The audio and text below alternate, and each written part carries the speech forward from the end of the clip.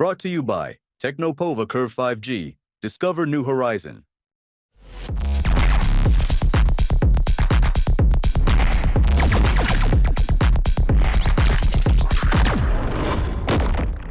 नमस्कार, आप देख रहे हैं TV9 राजस्थान। मैं हूं अम्बेश श्रीवास्तव। राजस्थान में आरक्षण की मांग समय समय पर उठती रहती है। गुर्जर आरक्षण इसका एक बड़ा मुद्दा रहा है। इस आरक्षण की आग में अब तक 73 लोगों की आहुति हो चुकी है।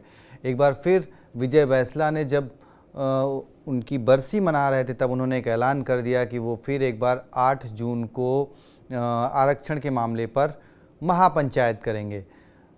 तो पुलिस प्रशासन सख्ते में आ गया कि भाई अगर महापंचायत होगी और कहीं आंदोलन फिर से शुरू हो गया तो आफत हो सकती है, और इसके लिए प्रशासन ने अपनी तैयारियां शुरू करी। 8 जून को महापंचायत हुई, सरकार से कुछ बात हुई, मसौदा तैयार हुआ और विजय बैंसला जब उस मसौदे को लेकर महापंचायत पहुंचे और उन्होंने कहा कि देखिए मैंने अभी तक ये पढ़ा नहीं और मैं इसको आपके सामने खोलता हूं, और खोलते हुए उन्होंने जब पढ़ा बोले कि देखिए जो भी अब तक गिरफ्तारियां और केसेस हुए हैं इस आंदोलन में वो सब सरकार वापस लेने को तैयार है। बड़े जो सामने बैठे लोग थे हजारों की संख्या में बड़े खुश हुए, लेकिन जैसे उन्होंने कहा कि जो 300 से ज़्यादा जो नौकरी की बात है उस पे सरकार सहमत नहीं है। और इसके बाद फिर जो वहाँ बैठे गुर्जर युवा थे वो पटरियों पर पहुंच गए। कुछ ने पटरियां उखाड़ने की कोशिश करी, एक ट्रेन रोक ली गई। करीब 2 घंटे तक हंगामा चला। उसके बाद IPS राहुल प्रकाश उन्होंने कैसे इस स्थिति को संभाला वो एक बड़ा गजब वाकया हुआ, सोशल मीडिया पर छाया हुआ है। आप भी जरा राहुल प्रकाश जी का वो एक वीडियो देखिए और उसके बाद फिर हम अपनी बात को आगे बढ़ाएंगे और पूरे वाकये से कि अब इसमें और आगे घटनाक्रम क्या जुड़ गया। अब ये पायलट के गढ़ तक मामला क्यों पहुंच रहा है, क्यों कहा जा रहा है कि 29 तारीख को फिर से महापंचायत होगी। लेकिन उससे पहले राहुल प्रकाश जी का ये वीडियो हमारे दर्शकों के साथ साथ जो गुर्जर आरक्षण आंदोलन की ओर अग्रसर हैं उनके लिए भी बहुत ज़रूरी है। एक बार ज़रूर देखें। क्योंकि आप पटरी पे बैठे नहीं और नवी अनुसूची की चिट्ठी जा रही है और क्या चाहिए कैबिनेट अप्रूवल के बाद हो गया। और बाकी छोटे मोटे काम कर लेंगे, सब में है। मीटिंग शुरू हो जाएगी इस महीने में, जून के अंत में पहली कैबिनेट की मीटिंग हो जाएगी, उसमें बैठ के सारे काम कर डालेंगे। आप सबकी ताकत के लिए बहुत बहुत धन्यवाद। समाज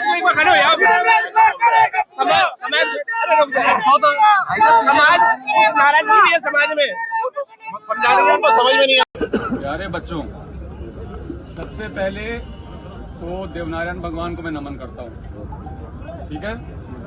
गिरिराज महाराज की ठीक है। और इससे पहले आपके आने के पहले सारे लोग आगे के ट्रैक से कोई नहीं बचा, सबको ले आए, जिम्मेदारी से ले आए। देखो जो सबसे बड़ी जो बात थी और जो कर्नल साहब जो देके गए हैं अपने समाज को, वो इतनी बड़ी चीज देके गए, मैं कहता हूँ ना पहले कभी कोई देके गया और शायद आगे भी कोई नहीं देके जा पाएगा। मानते हो इस बात को? एक तरीके से समाज के लिए भगवान के बराबर का दर्जा है उनका, जिस तरह से संघर्ष किया और जो देके चले गए। कई बार हम मांगते रहते हैं, प्रयास करते रहते हैं, मिलता नहीं है, लेकिन उनकी रणनीति ऐसी थी, उनकी पकड़ ऐसी थी, उनका रुतबा ऐसा था कि वो काम करा के गए, ठीक है। इसीलिए हम सभी आज उनको बहुत सम्मान देते हैं। जब कर्नल साहब यहाँ पे आंदोलन करते थे 14, 15, 16 में यहाँ पे SP रहा हूँ, कई बार उनसे मिला हूँ, कई बार उनसे बात हुई है, तो इसलिए मैं उनको व्यक्तिगत तौर पे जानता हूँ। अब जहाँ बात बच्चों की थी, जो हमारे 372 वाले बच्चों की मांग उठाई, कहाँ गया बच्चा वो, ये है, और बाकी और साथी लोग हैं। एक बात बड़ी छोटी सी और मोटी सी समझने वाली थी कि हम लोग यहाँ पे 372 पद पे नौकरी मांगने के लिए ही तो आए थे ना, कि जो हमारा अधिकार है हमें दे दो, जो हम मानते हैं हमारा अधिकार है। और जाकर के जब हम ट्रैक पे बैठ गए तो क्या होगा, उसका परिणाम पता है आपको? जीवन भर नौकरी नहीं मिलेगी। समझते हैं इस बात को? रेलवे एक्ट का मुकदमा लेगा तो जीवन भर नौकरी नहीं मिलेगी। तो हम कर क्या रहे हैं? और मैं इसलिए वहां से चल के आया। बात ये थी कि पुलिस को नहीं जाना चाहिए, लेकिन मैं इसलिए चल के आया कि ये बच्चे अपने लिए कर क्या रहे हैं। और मैं धन्यवाद देता हूं प्रधान जी का मैं धन्यवाद देता हूं प्रधान जी का कि इन्होंने सबसे पहले इस बात को समझा, वहां पे गए, आपको समझाया, और अधिकांश बच्चे तो मेरे ख्याल से आगे समझ के और बाकी को भी अब समझा के लिया।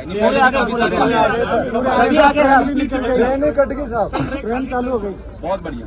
तो आप लोग इस बात को समझो कि एक तो प्रशासन, सरकार और समाज अलग अलग नहीं है, ठीक है।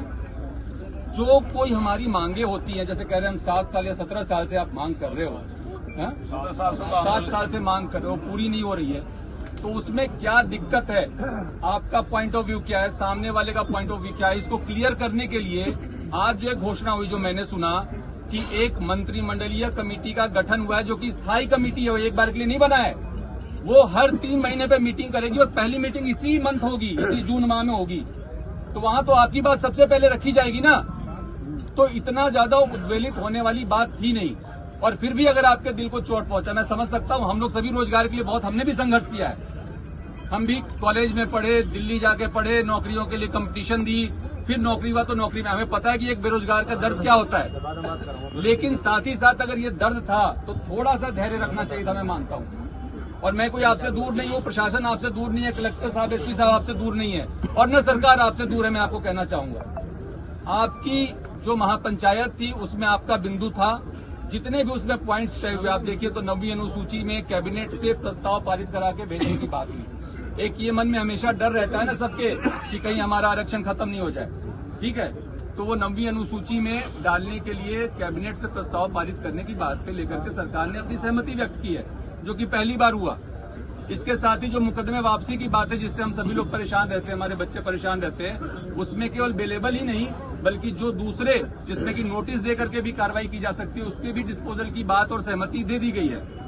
देवनारायण योजना में आपके संघर्ष समिति के जो प्रतिनिधि जो आप नामित करेंगे उनको शामिल करने की बात हो गई है। कैबिनेट सब कमेटी में जो मीटिंग होगी उसमें आपके प्रतिनिधि जो नामित होंगे उनको शामिल करने की बात हो गई है। तो आप हर 3 महीने पे मिलोगे। आप जो कह रहे हो हमारी कोई बात नहीं सुन रहा, हमारी कोई बात नहीं समझ रहा, हमारी लॉजिकल बात है, वो हर 3 महीने पे सवाल पूछने का आपके पास मौका होगा। तो मेरी कोई बात पे आपत्ति है क्या? और इस देश में गांधी के देश में अगर गांधीवादी तरीकों को छोड़ करके हम दूसरे तरीके पे जाएंगे और बिना सोचे समझे जाएंगे तो अपना भविष्य अंधकार में डाल रहे हैं। तो मेरे को बच्चों इतनी बात कहनी थी। आप सभी बहुत समझदार हैं, पढ़े लिखे हैं, मैं आपका बड़े भाई जैसा हूं। अगर आप बड़े भाई की राय को मानते हैं, अभी आप लोग जो भी यहाँ बैठ के अपना तय करेंगे नीति रणनीति, उसके बारे में मुझे कुछ नहीं कहना, लेकिन मैं कहूंगा कि जो भी निर्णय लिया करो उसमें अपना भला तो पहले सोच लिया करो, जिससे कि आपका बहुत भारी नुकसान नहीं हो जाए। तो इतनी सी बात कहनी थी। सबको बहुत बहुत धन्यवाद। वंदे मातरम। तो देखिए, आपने विजय बैंसला जो कि सरकार की तरफ से मसौदा लेकर आए थे, अब क्योंकि वो भी संघर्ष समिति के अध्यक्ष जरूर हैं, किरोड़ी सिंह बैंसला जो कि गुर्जर समाज के एक तरह जननायक कहे जाते हैं, उनके बेटे हैं, और साथ ही साथ वो बीजेपी के नेता भी हैं, क्योंकि 2023 में बीजेपी के टिकट पर चुनाव भी लड़े थे। क्या गुर्जर समाज ही इस आरक्षण को लेकर दो फाड़ हो गया है? क्योंकि एक तरफ विजय बैंसला तो कह रहे हैं कि ठीक है भाई, स्थिति कंट्रोल में हो गई, लेकिन दूसरी तरफ अब ये कहा जा रहा है कि 29 जून को दौसा में महापंचायत होगी और उसके बाद कुछ बड़े फैसले होंगे। हमारे सहयोगी जो कि लगातार इस पर नज़र बनाए हुए हैं, सुमित देवड़ा, वो हमारे साथ जुड़ गए हैं। सीधे चलते हैं उन्हीं के पास। सुमित, क्या कुछ स्थिति रही और क्यों अब ये 29 तारीख वाला जो एक किस्सा सामने आ रहा है कि भाई 29 तारीख को अब दौसा में जो है महापंचायत होगी, उसके पीछे की क्या वजह है? देखिए, गुर्जर समाज ने 7 मांगों को लेकर पहले जो है महापंचायत बुलाई थी और मसौदा पढ़ने की बात कही थी। विजय बैंसला ने बड़े मंच से कहा था कि मसौदा सबके सामने पढ़ा जाएगा, बंद कमरे में बात नहीं होगी, सभी लोगों के सामने जो है सारी चीजों को रखा जाएगा। ऐसा हुआ भी, लेकिन जिस तरह से पिछले 17 सालों से इस गुर्जर आंदोलन में देखा गया है, जैसे 2006 में ये आंदोलन हुआ था, फिर 2008-10 में उग्र आंदोलन हुआ, 2015 में भी उग्र आंदोलन हुआ, 2019-20 में भी हुआ। तो ऐसे में जब भी महापंचायत ने जो फैसला किया उस पर सबकी सहमति देखने को मिली, लेकिन इस बार 17 साल का रिकॉर्ड टूट गया और सहमति नहीं देखने को मिली। युवा जो है नाराज हो गए। महापंचायत बुलाई गई थी और कहा गया था अगर मसौदे में सारी मांगों को नहीं माना गया तो आंदोलन किया जाएगा। लेकिन जब मसौदा पढ़ा गया, ज्यादातर मांगों को मान लिया गया, लेकिन रीट में जो 352 पदों को लेकर जो सहमति नहीं बनी, ऐसे में खासकर जो युवा थे उस महापंचायत में वो नाराज हो गए। विजय बैंसला मसौदा पढ़ के सहमति जता दी। उन्होंने यह तक कह दिया कि इस महीने के अंत तक जो है कैबिनेट की बैठक होगी, उसमें लगभग सारी बातें मान ली जाएगी, सब कुछ अप्रूव हो जाएगा। लेकिन युवा नाराज नहीं थे। जब वे वहां से निकल रहे थे तब भी उनकी गाड़ी को रोकने का प्रयास किया गया, विरोध किया गया। फिर उसके बाद में जो युवा नाराज थे वे सामने जो रेल की पटरी थी वहां पहुंच गए, एक ट्रेन को भी रुकवा दिया, इंजन के जो है शीशे भी तोड़े, अंदर भी ट्रेन के अंदर भी घुसे, कुछ तोड़फोड़ भी की, पटरियों के जो है पेच भी निकाल दिए गए। आखिरकार पुलिस ने फिर मामले को संभाला और किसी भी तरह जो है युवाओं से समझाइश की। राहुल प्रकाश का एक वीडियो भी सामने आया जिसमें उनकी जो कार्य कुशलता है, जो समझाने की जो कुशलता है, उसको लेकर तारीफ भी की जा रही है। उन्होंने स्थिति को संभाला, कई बुजुर्गों ने भी उनका साथ दिया और संभाला। लेकिन ऐसी स्थिति बनी क्योंकि 17 साल का रिकॉर्ड जो है टूट गया। युवा जो है नाराज हो गए और इसके कई जो है सियासी मायने भी अब निकाले जा रहे हैं, क्योंकि अब जो है सब मांगे नहीं मानी गई, खासकर रीट वाली, युवा वाली, और एक जो शहीद के परिवार जो कि धरने पर बैठा है उनको जो है अभी तक परिवार को नौकरी नहीं मिली। इन दो मांगों को लेकर अब 29 जून को फिर से महापंचायत बुलाई गई है, लेकिन इस बार विजय बैंसला ने महापंचायत नहीं बुलाई है। इस बार जो है परमाल सिंह जो है गुर्जर नेता, उन्होंने इस पूरे मामले को लेकर जो है महापंचायत बुलाई है। तो अब 29 जून को फिर से महापंचायत होगी। अब देखना होगा कि इस महापंचायत में क्या युवा ही आएंगे, या एक धड़ा जो गुर्जर समाज का है वो ही आएगा, या वैसी ही भीड़ जो इस बार गुर्जर समाज की देखने को मिली इस महापंचायत में वैसी देखने को मिलेगी। कहीं न कहीं जो है सियासी जानकारों का ये कहना है कि कहीं न कहीं इसमें राजनीति छिपी है और कहीं न कहीं गुर्जर आंदोलन अब जो है राजनीति का शिकार होता जा रहा है। वर्चस्व की लड़ाई अभी से शुरू हो गई है। देखिए सियासी जानकारों का तो यह भी कहना है। जी आप पूरा करें, पहले जी, आप अम्बेश। पूरा करें। जी जी सियासी जानकारों का यह भी कहना है क्योंकि 2028 में जो है परिसीमन भी होना है और बयाना विधानसभा सीट जो है जो अभी तक एससी में आती है और रिजर्वेशन में आती है, वह माना जा रहा है कि जब परिसीमन होगा तो यह सीट जो है सामान्य में जा सकती है। ऐसे में कई जो है राजनीतिक उठापटक और समीकरण चेंज होते हुए दिखाई दे रहे हैं। ऐसे में इस तरह की बात जो है वर्चस्व की लड़ाई कहीं ना कहीं देखने को मिले। जी अमरीश। अब एक चीज़ भाई, क्योंकि आपने सियासत की बात करी तो देखिए, अब क्योंकि विजय बैंसला जो है वो बीजेपी के साथ हैं, बीजेपी के नेता हैं। 2 दिन पहले जब जवाहर सिंह बेढ़म ने इस पर बयान दिया तो उन्होंने ये बात कही, बोले कि भाई वो हमारे नेता हैं, हमारी बैठकों में आते हैं, तो हमारी उनसे बातचीत चल रही है और जो कुछ होगा वो मतलब बैठक में हो जाएगा। क्या जो गुर्जर समाज जो 2 भागों में बंटता नज़र आ रहा है, उसकी एक वजह यह है कि भाई ठीक है, आप क्योंकि आप बीजेपी के नेता हैं, बीजेपी में आप शामिल हैं, तो आप वही भाषा बोल रहे हैं जो सरकार बोल रही है। एक सवाल तो ये।